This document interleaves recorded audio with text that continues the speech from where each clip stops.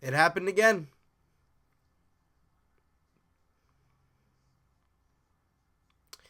The Leafs get eliminated in Game 7 of the Stanley Cup playoffs in Round 1 against the Boston Bruins. Again.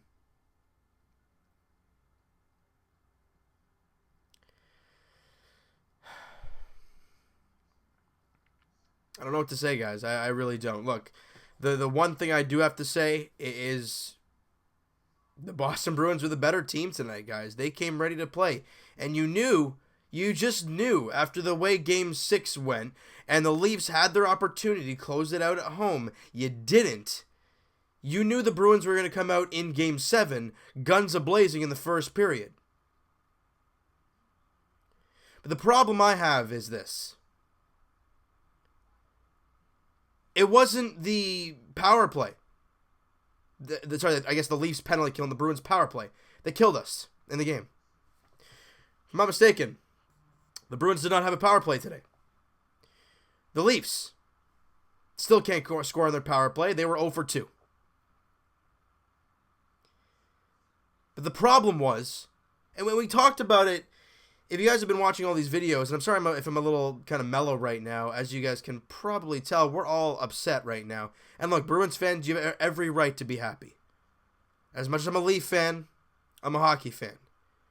And as much as the Leafs lost again in Round 1 for the third consecutive year, and the streak is still here, that the Leafs have not won a playoff series since 2003-2004 season.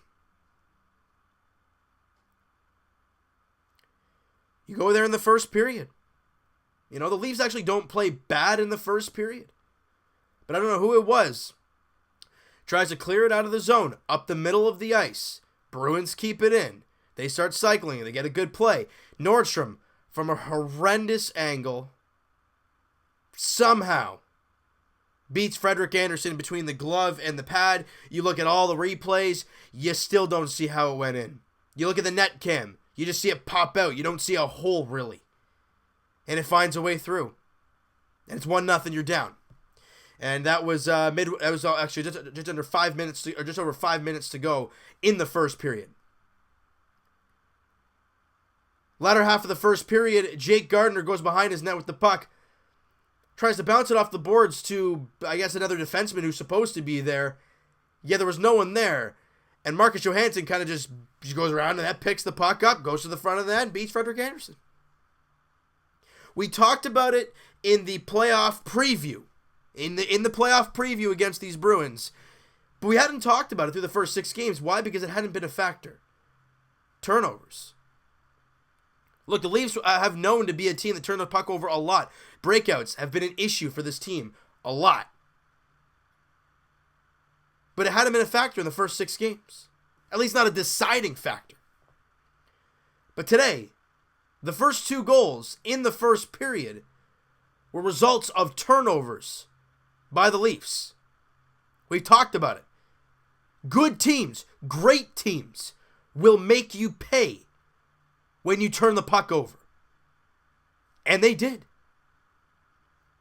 Now, the Leafs get something going there in the second period. John Tavares, Tyler Ennis does a great job knocking the puck loose and kind of does a nifty little touch pass. It wasn't really a hard pass at all to John Tavares, and he beats Tuukka Rask to make it a 2-1 game. And we're like, wow, the Leafs actually play a really good second period. But the problem is, you don't start on time.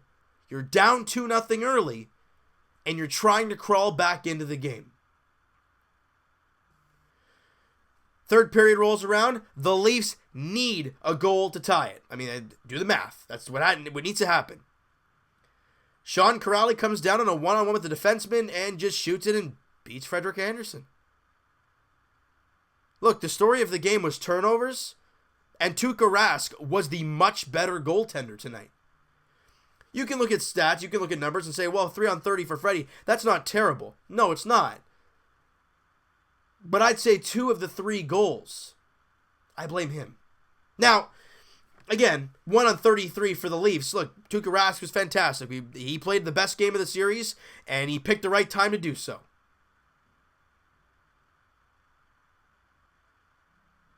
Just for Leaf fans, it hurts for it to happen again. For the third straight year, the Leafs are eliminated in the first round. The last 4 playoff runs, heck, Leaf fans, look, I mean, the last time the Leafs won a playoff series, I was what? 7? 8? So I don't know what it's like to win. I know what it's like to win regular season games.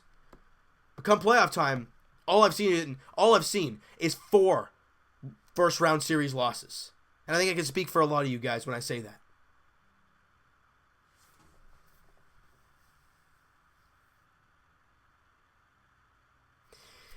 I think this one hurts more because of the way this series has gone. You know, and the way this game looked coming into it. No team had won back-to-back games throughout the first 6 games. The best teams have been the road teams. Both teams were 2-1 on the road. The Leafs lost 4-1 in Game 7.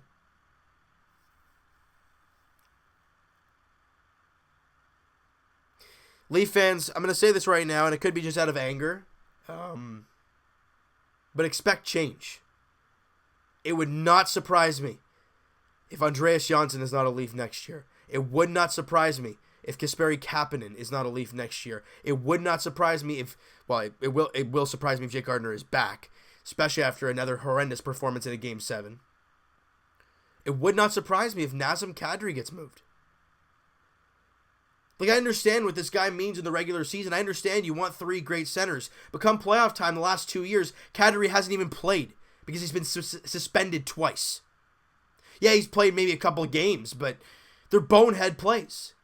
As Evan put it perfectly on the podcast, Nazem Kadri is playing for himself and not this. You go back to last year, that horrendous, I think it was on Chris Wagner. There was no need for that. Suspended for the rest of the series. Done. Or no, I think he played. Well, he might have come back for the latter half of the games, but nonetheless, he got suspended. This year, yeah, he's angry with Jake DeBrusk. There's no need to cross-check a guy in the face. I could sit here and scream and yell and call bloody murder on Jake Gardiner, and I can do that against Kadri and Frederik Andersen and William Nylander trying to dangle a guy out of his own zone with an empty net behind you. I'm not really sure what he's thinking there. But in the end, I think right now, it's just disappointment.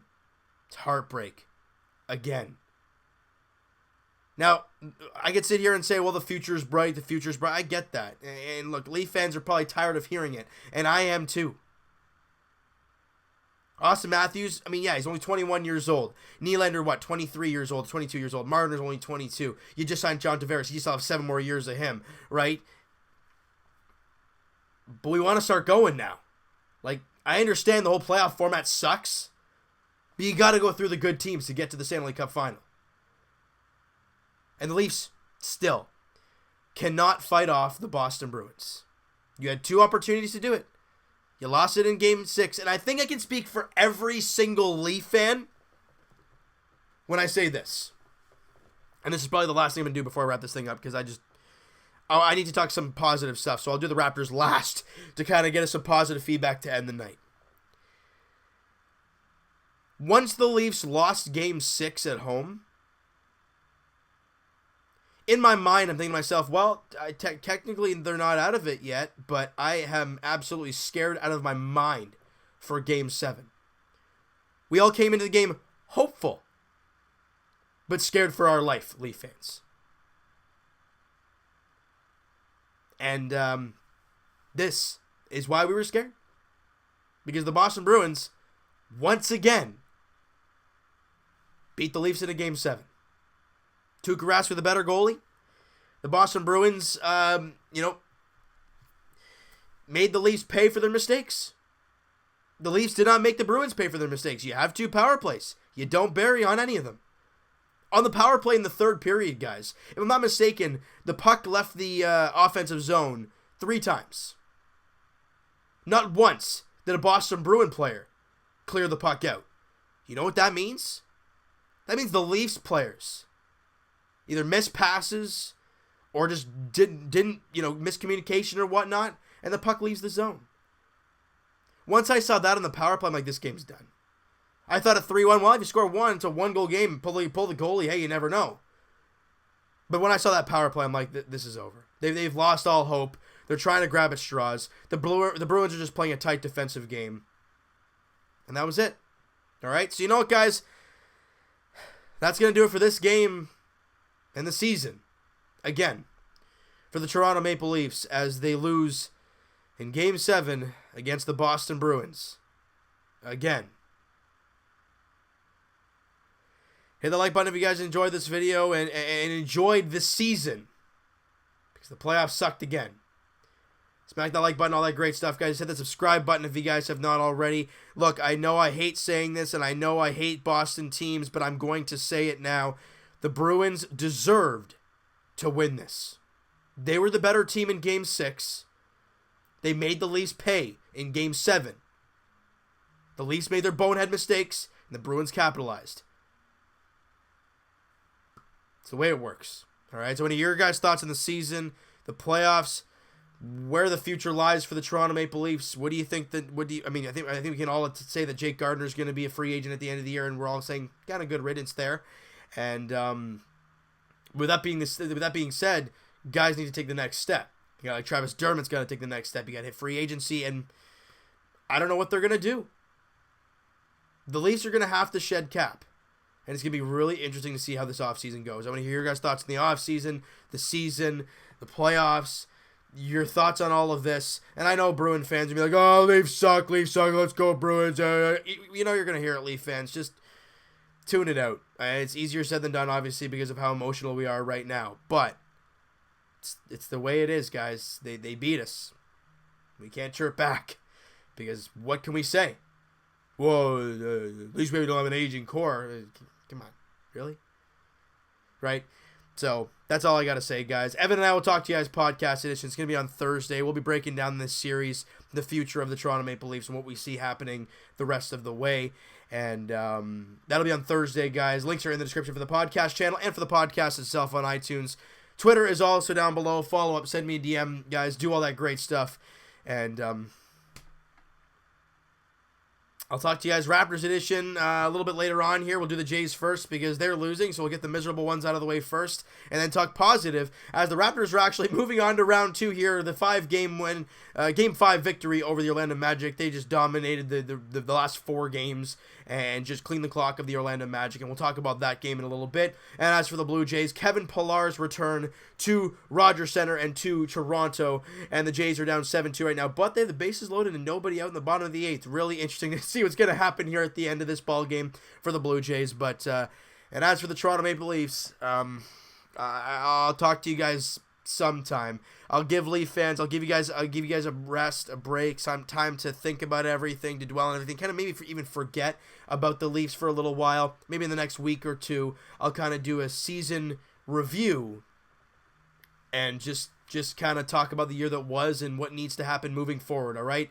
So thank you guys so much for all your support through this entire season and throughout this playoff run, even though it ended the way we were all scared it was going to happen again, and it did.